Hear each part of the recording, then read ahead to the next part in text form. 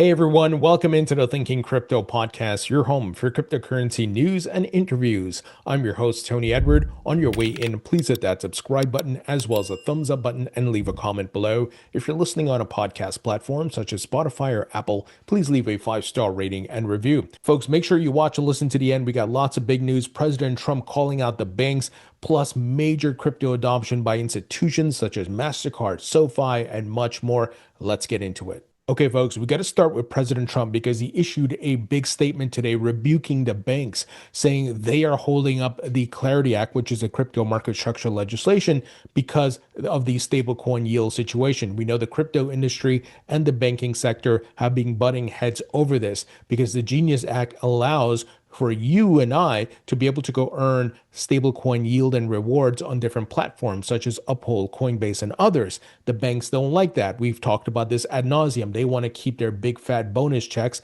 They don't want to give you anything. They want to give you 0.01%, right? Next to nothing while they get the big bonuses. But a new day is here. So let me share the statement of what President Trump shared on Truth Social. He says the Genius Act is being threatened and undermined by the banks, and that is unacceptable. We are not going to allow it. The U.S. needs to get market structure done ASAP. Americans should earn more money on their money.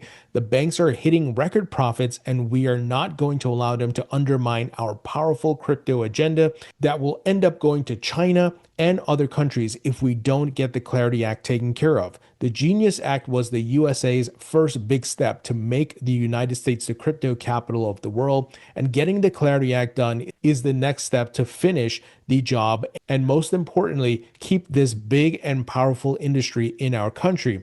The banks should not be trying to undercut the Genius Act or hold the Clarity Act hostage. They need to make a good deal with the crypto industry because that's what's in the best interest of the American people.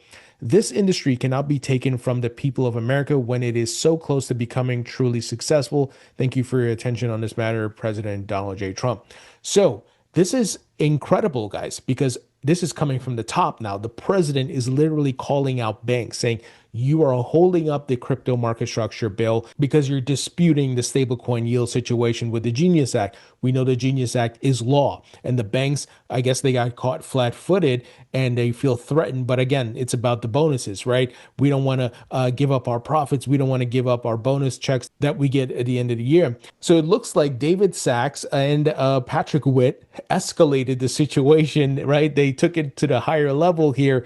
And this is pretty incredible and also very bullish. The president of the United States calling out the banks and saying we need to get the market structure done.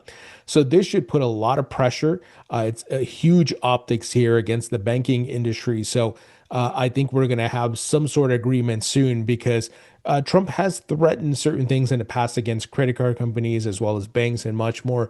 So I think the fact that he's putting this out there is a very good sign and pretty incredible. I did not expect to see this, but they definitely want to get the market structure bill through, guys. And as we've been talking about, that's going to allow lots of capital to come into the industry, and we're going to see more adoption and building. So incredible statements here by the president. Now, a lot of folks weighed in on this, and here Ripple CEO Brad Garlinghouse said an extremely pointed message from the president of the United States to those who are dragging their feet on clarity. This is and always has been about what's in the best interest of the American people. CFTC Chair Mike Seelig says the president of the United States is right. The Clarity Act must pass. It's critical we have a future-proof digital asset market structure in place. The CFTC is eager to implement the act under this historic administration. President Trump is unleashing a golden age in America, and this legislation is a key part of securing the U.S. as the global leader in innovation. The time to act is now. Now, Ron Hammond, who has been a very frequent guest on this podcast, he now is working at Wintermute, said the closer we get to the election, the odds of the Clarity passage get lower. Banks know this. Stall long enough till election politics takes over. It's a classic lobbying tactic, but Trump is the kind of X factor that could force their political calculus to change. So the banks, they're smart. They know what they're doing, right? They also have been building a war chest, getting ready for the midterms, and they want to control crypto. They don't want to kill it. They just want to control all of it, just like they control the other assets in the TradFi world, right? That's what they're trying to do.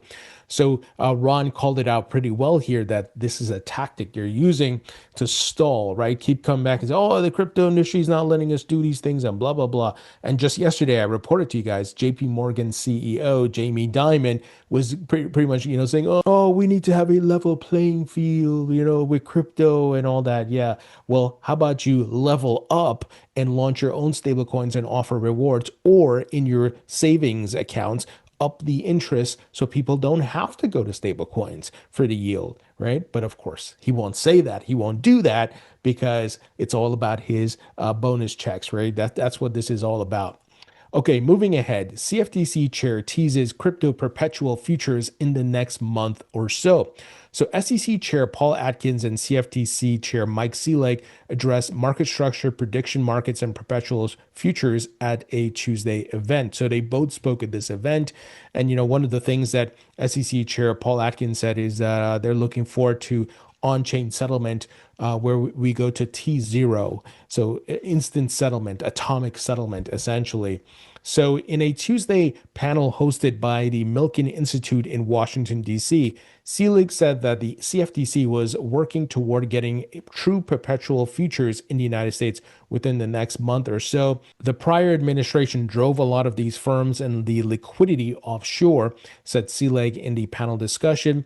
And Seelig added that the CFTC was working to provide guidance regarding prediction markets in the very near future. He claimed in February that the agency had exclusive jurisdiction over regulating platforms offering event contracts, pushing back against many state-level enforcement actions against companies including Kalshi and Polymarket.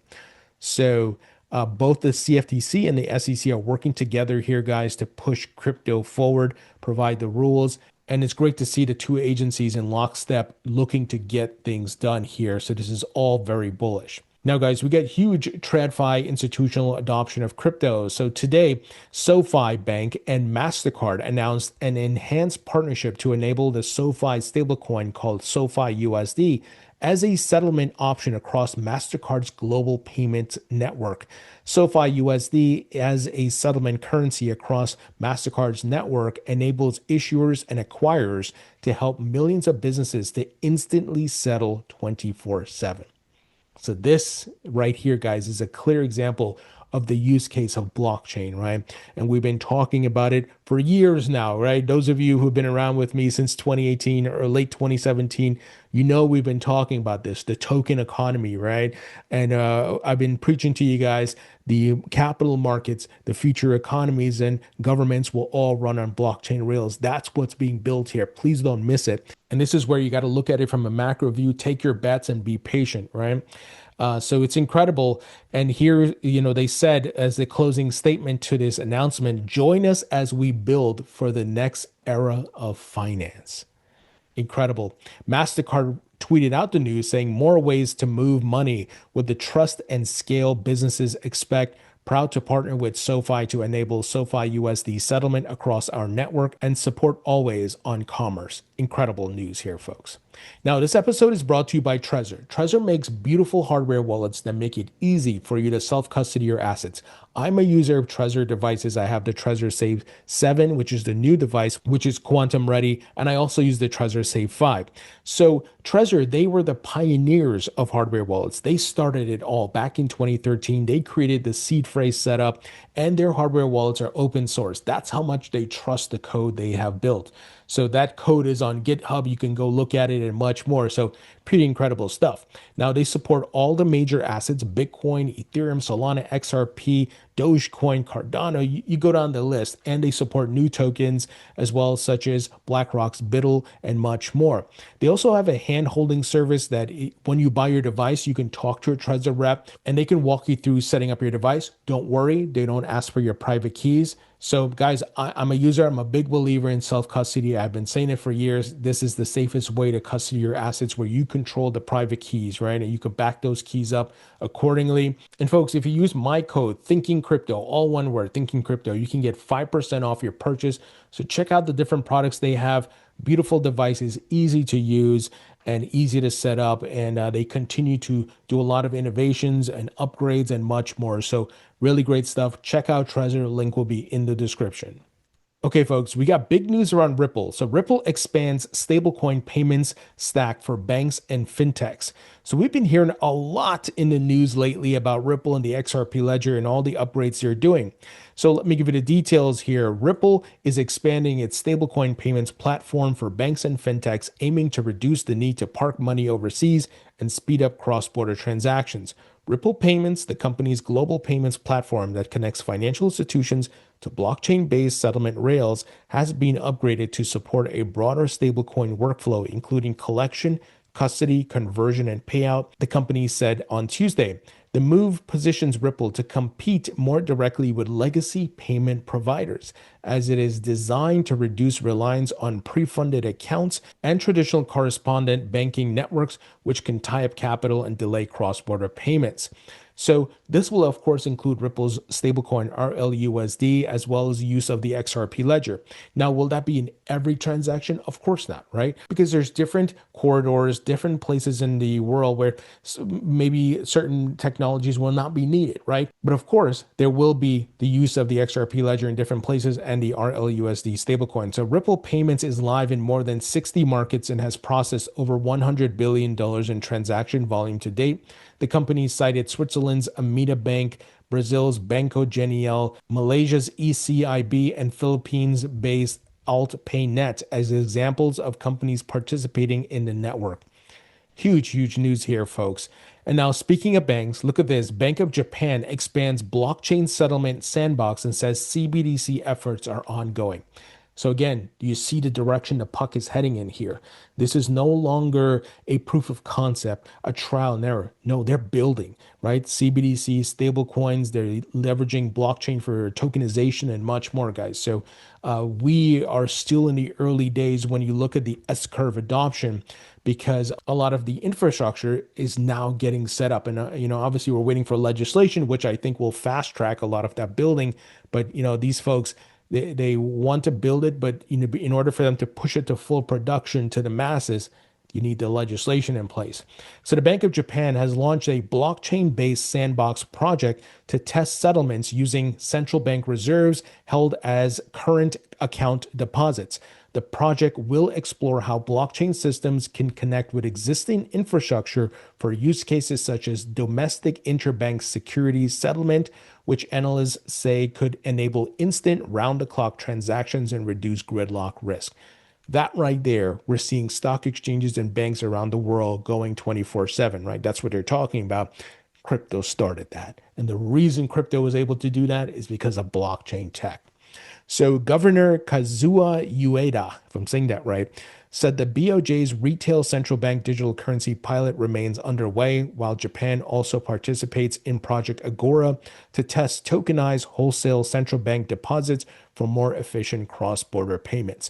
So guys, they're building out tokenized deposits, CBDCs, stablecoins, and as mentioned, tokenizing as many of the TradFi assets as possible, stocks, equities, commodities. That's all going on chain. So book it. It's a done deal. The process and the sausage making, it's going to maybe take a little bit. They're going to test different blockchains. They're going to get their legislation through. They'll fine tune things. But 10 years from now, it's going to be very different. I've been telling you guys, no more opening and closing bell. That will be a thing of the past. We're going to see 24/7, 365 markets, no more nights and weekends and holidays, guys. And AI and AI agents will be assisting a lot of these markets in trading 24/7 and all these things. That is what's coming. So it's inevitable. So this is where you take your bets, be patient, have the macro view as mentioned. And here's another example.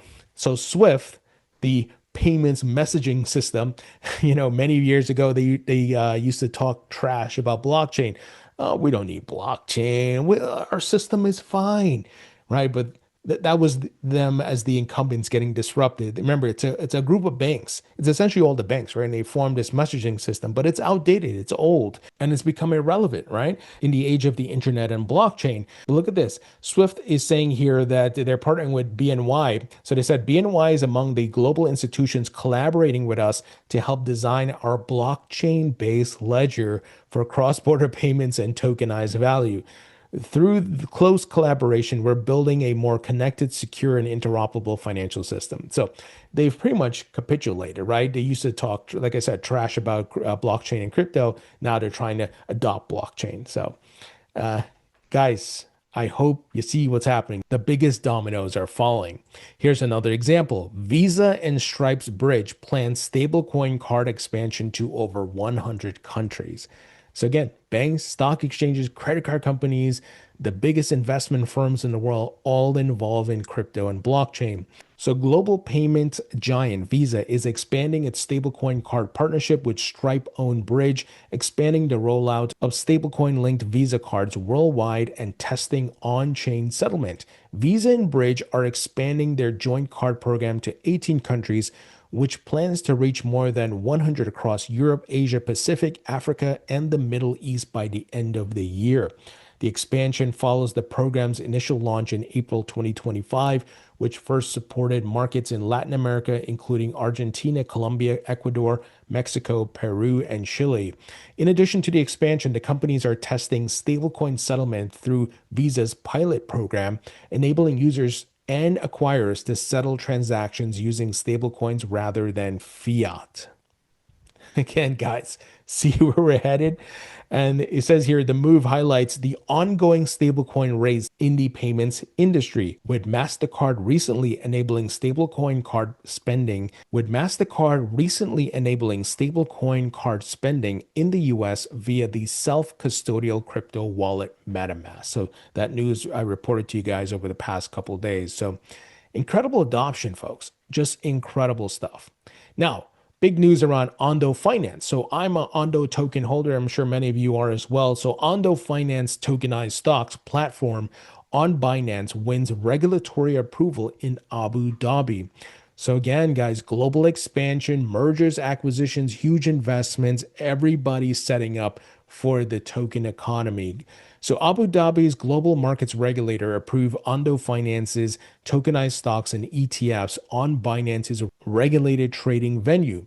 This is the first time the ADGM approved tokenized securities trading under its regulatory framework, allowing institutions to deal in digital equities. Ondo, which structures its products as equity-linked notes and has processed more than $11 billion in trading volume, is part of a broader push to put traditional equities on blockchains, a market now valued at over $1 billion. Incredible stuff here, folks. Okay, final news item. Eric Trump's American Bitcoin has purchased 11,298 more BTC miners to help protect the network and lead the future of Bitcoin in America. That's a quote from him. But I don't care if you don't like Eric Trump or Trump at all. This is bullish, guys, because if the Trump family is taking all these big bets and people are saying crypto's dead, it's pointless, it's useless. We're seeing the headlines, right? I shared with you guys the article from the New York Times just the other day where they're saying it's pointless and not even the Trump family can save it. But again, you're seeing all the banks and all these major institutions taking these big bets. You're seeing the Trump family up their crypto investments in companies. I think they know what's coming, right? So this is where, that's one of those signals I'm looking at. And again, it's not so much about the politics. There's things I disagree with and on and so forth. For example, I hate that Trump launched a meme coin and Melania launched a meme coin. I think that hurt the crypto market, the past bull market, not now specifically, but the fact that they continue to double down, they're not doing this in the AI sector or any other sector, right? Not even robotics. And we know that's coming. They're doing it in crypto. So I think that's a bullish sign. Again, put your political biases aside. Just the simple fact of where are they putting their money? What are they investing in? What are they building? That's a sign. So I think, guys, once the crypto market structure bill is passed, the Clarity Act, I think that kicks off the super cycle. So my thesis could be wrong, but I think many of you can agree with me logically. Once that's passed, we're going to see a lot more adoption from TradFi institutions, more capital coming into the market, and higher prices for the tokens. So you got to be patient. Obviously, dollar cost average in, buy it when there's blood on the streets and fear, and then hold. That's the big thing. So, folks, that's the news. Let me know what you think. Leave your thoughts and comments below. Hit the thumbs up button. Subscribe if you haven't as yet. Folks, heads up, I will be publishing my interview with Malcolm Clark, who is the VP of Digital Assets at Western Union. That interview is coming tomorrow. You got to make sure you watch this, guys. Why? They are building their own stablecoins and they're doing it on the Solana blockchain. I asked all the questions that many of you would want to know. So it's incredible to have this payments giant, which I'm sure many of us have used, building their own stablecoin. So you don't want to miss this one. It's going to be published in the morning. Check it out. And I got some big interviews this week as well. I'll give you guys heads up. I'm going to be posting the images once I interview folks, but stay tuned, folks. Now, guys, be sure to support the podcast by subscribing to my email newsletter. It is 100% free. I just did a write-up yesterday, so check it out. Lots of chart data and much more. Again, it is 100% free. Be sure to grab a copy of my book on Amazon. It's available in paperback and digital. And check out my course at mycryptocourse.com. If you want to learn more about blockchain and crypto technology, this is the course for you. It's a comprehensive course. It is packed with tons of videos and write-up and downloadable materials. So knowledge is power, guys. Expand your knowledge about this asset class and technology. All the links will be in the description. Thank you so much for tuning in, everyone. I appreciate you all, and I'll talk to you all later.